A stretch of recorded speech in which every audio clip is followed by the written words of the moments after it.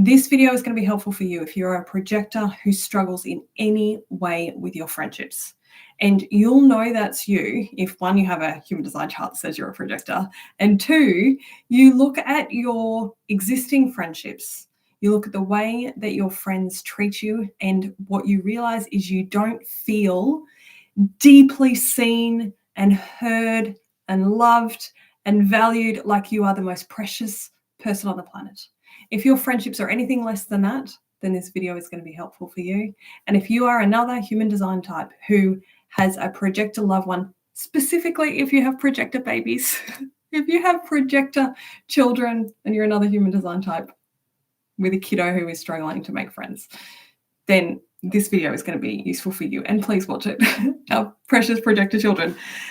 This is where we have all of the opportunity to make all of the difference, is when we get to our kiddos when they're really little and we can set them up really well for life. Now, most of you who watch this will be adults and you'll be like, somewhere between my relationships are not quite as amazing as they could be, or Carol and they totally suck.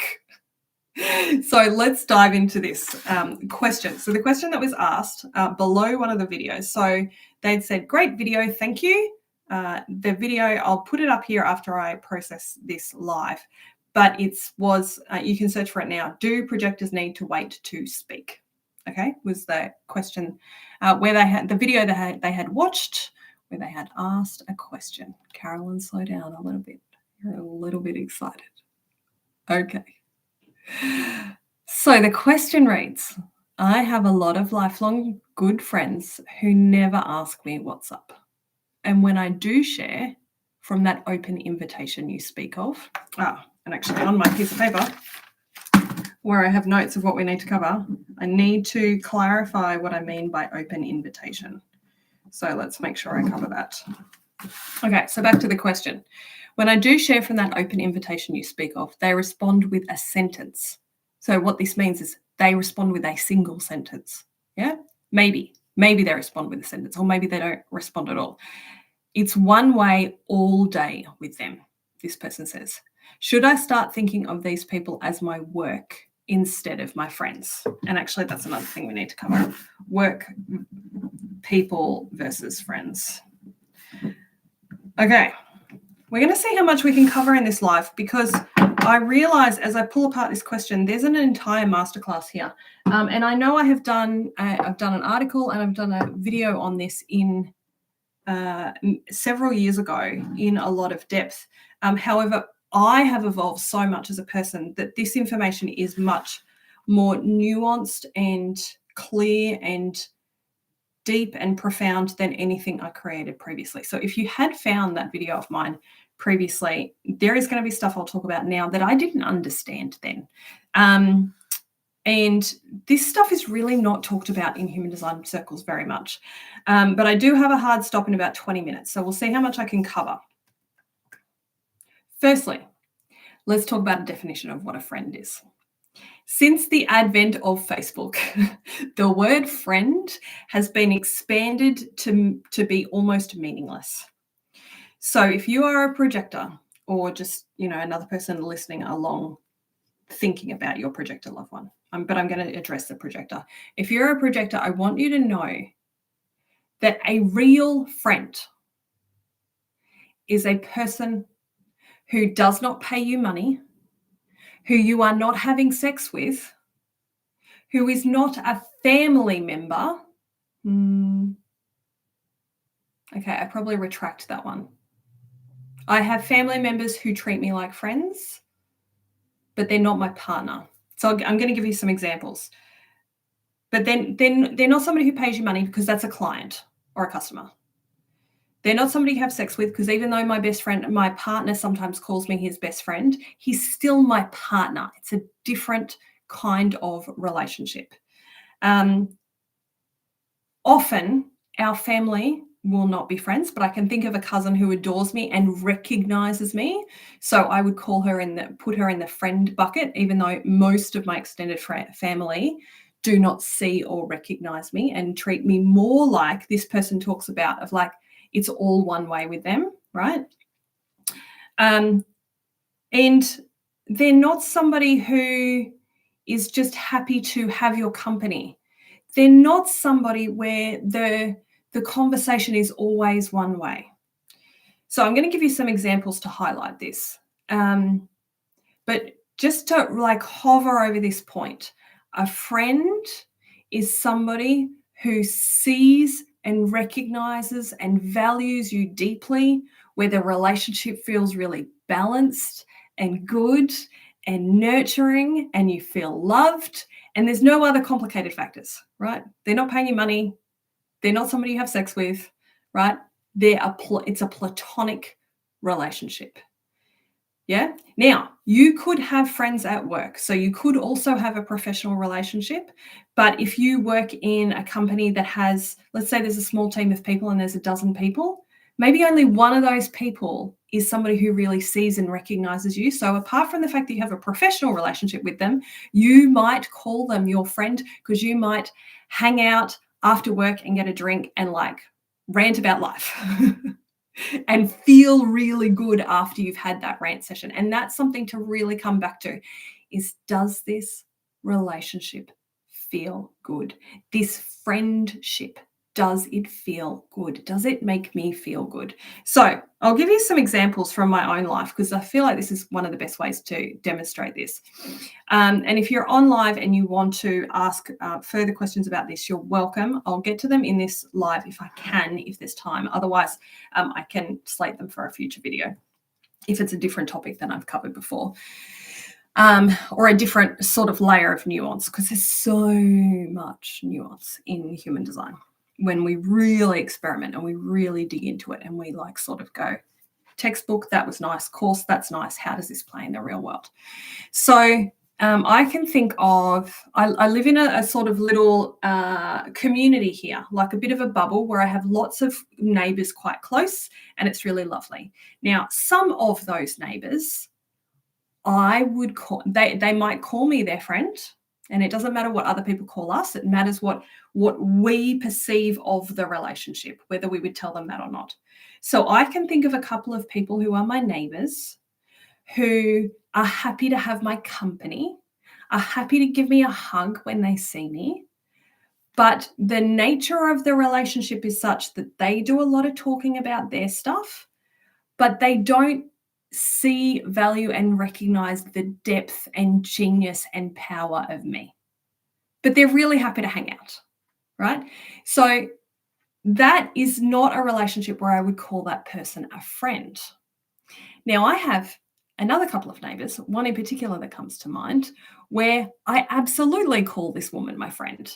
When we get together, we rant about all sorts of stuff. There's things I help her with, there's things she helps me with. It feels really balanced, and it feels like she sees, values, and recognizes me, right? So that is an example of how you can have different kinds of, you can have on the surface layer, on the surface it looks like I'm friendly with all my neighbors and lots of my neighbors feel like we're friends. But of all of them, there's really only one or two that I would personally, privately, really actually call my friend. They're the people who I might text in between about things that aren't just directly related to something about the well-being of the community, right? It's not about, a fire nearby or a storm or a something that I want people in my area to be aware of. It's more like, hey, how's your kid going this morning? Or, they might ask me, hey, I have extra fruit veg of this particular type. Would you like it, right? So I want to give you another couple of examples. And actually, let's come back to that question. So they had said, I have a few lifelong friends. Just because somebody has known you for a long time, and I certainly can think of people I have known for a long time. This is very common if you're a fourth line profile, any of the profiles with a 4 in it, is we can maintain relationships over a long period of time. But just because somebody has known you for a long time and you've been friends, in inverted commas, for a long time, doesn't actually mean that they're the kind of friends that deep down your heart wants.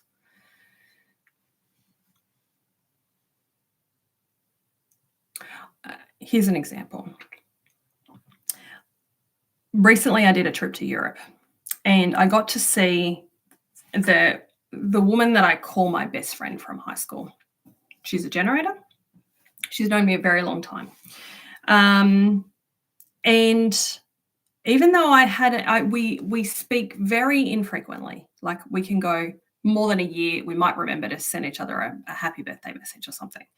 But because we had that depth of bond when we were teenagers and young adults, and we stayed in kind enough, like, a regular enough contact to maintain the friendship.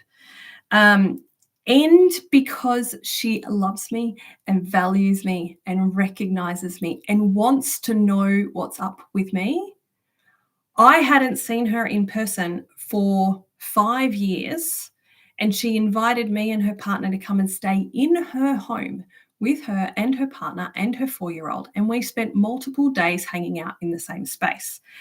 And she's very physically affectionate like me, so if you had watched us saying goodbye, you would think that we were like sisters, right? Because when I had to say goodbye to this woman who lives on the other side of the world, I gave her this big hug, like little kids hug their like family members, like a bear, like you don't want to let them go.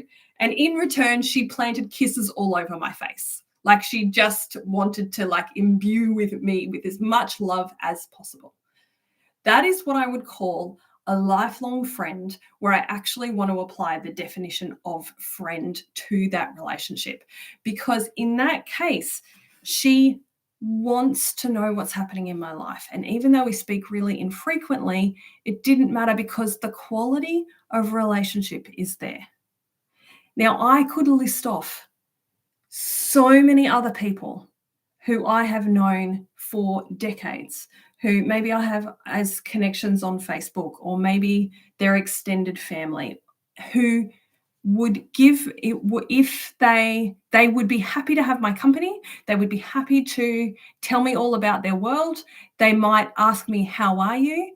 But like this person who asked the question, they would probably give like a very short response. All right, that's good. That's nice. There's nothing that opens up in the conversation to make space for me as a projector to share about myself. And, I can think of so many friendships. I have friendships with all human design types. My friends shift and change, many of them, over a period of time as I grow. Now, some of them, like this girlfriend who lives in Europe, we will probably be friends for my whole life, and we will probably keep shifting. But I can think of other friends who I've known for several years of each of these. It's some very different human design configurations. And I want to be clear, it's not so much just projectors need to be friends with projectors, although that can be wonderful because projectors we can see into each other so deeply. It's more about, how do you feel? Do you feel loved? Do you feel seen? Does the other person ask about you? Okay, I'll give you another example. Let me give an example of this is definitely true with projectors who recognize me, that they're very, very good at it. But let me give you another example of a different generator who has also known me a long time, works in a very different industry than me. There are a lot of things that we don't agree on. There are a lot of things that we see differently about the world. But she has deliberately gone out of her way every time she's been in the same city as me to see if I'm there and to see if we can catch up. And that has meant that over a long period of time, I have had her come back into my life again and again and again. And more recently, as we've had more time to hang out in person, she's started asking for my projector guidance, but she does it in such a way where she's like, I don't want to, only if you want to, like only if you feel like you have the desire or the capacity or the genuine, like I don't want to take from you, right? So you can have friendships as a projector where your friends ask for your wisdom and advice. And the way that I have found this works when they are my friend, but not my client, and let's just hover on this for a minute. You're getting real open throat here today, guys. Undefined throat. We're going on all the tangents. But stick with me if this is a topic that is near and dear to your heart of understanding projector friendships. If you have, and I have fallen into this trap before, ask me how many times I have fallen into this trap. If you have fallen into this trap, you are not alone. It is easy to think that as projectors, when somebody asks for our wisdom and guidance, that, they value and recognize us, and like, oh my God, somebody invited my advice and they want to hear what I have to say. But if it's all one way, if you are only helping the other person, or like in the question of this original question that was asked, they're just talking and they're happy to have you as company and a sounding board, that's not a friendship. So if they're just happy to have your company, time to upgrade your friends. If they're constantly asking you for advice, but you never feel like you can ask them for guidance or support or help in some way that they're good at, or you just know that actually you wouldn't want their guidance or help, then that should be a client-coach relationship. It should not be a friendship. It isn't really a friendship. A friendship is balanced. So if I go back to this example of this generator, and I can think about we had a very long meandering conversation. She lives interstate at the moment, and an hour and a half, and as I was doing stuff in the garden, she was sharing all of these things about her life and wanting my guidance on that. Now, the reason that felt good is, one, she checked in with me. Am I happy to help? If at any point I wanted to stop helping her, she was okay with that, because she really recognized that she was asking something of me. But there have been other times when I have asked her, how do I do this? I have this problem. How do I fix it? She's a fifth line. She's very good at fixing things. And I know her area of expertise, and I feel really safe to go, hey, I have this problem and I don't know how to fix it, and I think you might know. Can you help me? And she's very responsive. She's very, very good at helping. So it feels really balanced. Okay, so let's wind this back and make sure that I've got all the things. So we've talked about the definition of a friend. We've talked about some examples from my life. There can be, let's talk about another couple of nuances that can happen as a projector. It's really, really common. Not all projectors will do this, but it's really, really common for projectors to take on some sort of coaching, guiding, teaching, mentoring, support, empowerment role, where we're using our gifts as projectors to see deeply into one person at a time and helping them make their life work better. Very, very common, right? So if that's what you're doing, it can happen that sometimes you will have clients that become friends. That's okay, as long as the communication is clear, as long as it feels good to you, as long as it feels good to the other person. I have a few people like that. I have a very long-term friend in the US, and many, many years ago, we started as loose acquaintances that got along really well. Then her and her husband came and did a double human design session where I introduced them both to their human design at the same time together, so they could learn about themselves and each other together. And then I met them when I was living in Bali. And then when they left, she still wanted to stay in contact. So did I. So then we have had this beautiful long distance friendship for years and years and years. Like I left Bali 9 years ago. So a long time, right? And in between, occasionally she's run into some challenges that she's wanted to work through. And I have said, hey, that's great, but what I want to do is I actually want to support you at the depth that I would support a client. And here's mates rates for my coaching sessions. And I gave her a session rate that felt really still honoring of my work, but honoring of our friendship, just a chunk off that. But I said, now we need to put our coach and client hat on, because I'm going to be fully of service to you. And then when we were done, and she's like, you know what, that was really good. Now I'm going to move on and I'm going to explore this other modality, or I'm going to work with this other practitioner. And we just took those hats off again, and now we're friends again, right? You can do all sorts of weird and wild things like that. I would suggest, having done this backwards so many times before I met my current partner, I don't think it works very well when you take a hat on and off with lovers to go lover, friendship. I think that doesn't work well. But if you have the skill and the communication and the emotional intelligence to do it with friends, for them to step into client role sometimes, I have had the experience of that working, but not with most people. With most people, it is just easier to have them to choose a bucket. Which bucket are these people in? And again, it comes down to how much do you feel seen and recognized and valued. Now, a couple more points before we wrap up here. What do you do if you've just heard me talk about all of these different nuances of friendships as a projector and you realize, oh crap, I don't have any real friends? Like, that's going to hurt. You're going to feel really lonely. I really want to acknowledge that. I have been there. I have been in periods of my life where I'm like, I don't feel like any of these people see me. I feel so lonely. One, take a moment now to be with the part of you that feels lonely. You're allowed to be sad. It's okay. It's not going to kill you, but it's allowed to be there.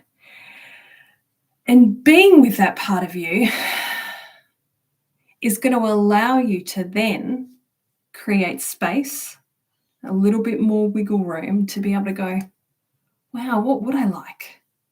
If I could have any kind of friendship, if I could have a friendship like Carolyn's talking about, where my friends want to pour love into me and they value me and it feels balanced. If I could have friendships like that, let me just spend a little bit of time imagining. That feels so far from my reality right now. Maybe that's how you feel. But can you just imagine it for a moment? Can you put that hat on for a moment? Sometimes we just need to be willing to say, I deserve to be loved, even if it doesn't feel true right now. Like, well, what would it be like for me to have friendships like that? And just invite in a new possibility, invite in a new reality. Okay, God, I'm done with these shitty relationships. I'm done with these friends that just talk about themselves all the time. I want a friend who deeply sees and recognizes me. Please show me what I need to do. God, universe, source, divine, goddess, whatever you call it, that thing that is there, the unseen power that is there to support you to create something new in your life. Now, from here, now I have a couple of things here. Work, people versus friends. Okay, so we've sort of talked about that. If they are just endlessly taking from you, then that should be a client relationship. And if the person doesn't value you enough to pay you, it's not a balanced relationship. I want to invite you to think about how you can break that relationship and walk away, because it is not good for you. It is draining. Okay? You have to work out how to make these changes in your life. I'm not in your life. I don't know all of this, the depth and complexity of your relationships in your life, but I want to encourage you to find a way to upgrade your relationships. And sometimes that means we have to be willing to be brave enough to step away or to let go of different relationships that are not serving us and are not a match for how precious we are. You are precious. You deserve to be loved. You deserve to be seen and listened to and loved and, and be receiving love in the way that you need it. I need hugs, right? So I attract lots of friends who give me hugs. You deserve to be loved as you. You are precious. And if you realize that you watch this and you're like, fuck, I have no friends, it's not because you're not lovable. It's not because there is something wrong with you or you are broken. It just means you haven't figured out how to love yourself enough and call in people who will be like, oh my God, this person is amazing and I just want to hang out with them, right? That possibility exists. I want you to know it exists, but for you to do that, you have to love yourself enough and call in something new. Now, I had a couple of other things on here. Open invitation. Actually, you know what? I'm going to put here in the chat, open invitation, explain, because another time, as another video, I need to explain that in more depth because we're out of time for today. And if you are somebody who is struggling with the like, how do I transition from the shitty friendships that I have to the kind of relationships that people are talking about, that is something that I can help you with in a deconditioning session. I will teach you safe and effective tapping so you can go in and be with the parts of yourself that feel lonely and not good enough and broken. So you have a tool that you can use a little bit every day and shift the trajectory of how you're operating in the world, so the friends who are already there and want to meet you can finally find you. I'll put a link for that in the video description, and up here, once I've finished with the live, then there'll be videos on screen that can help you further on your journey.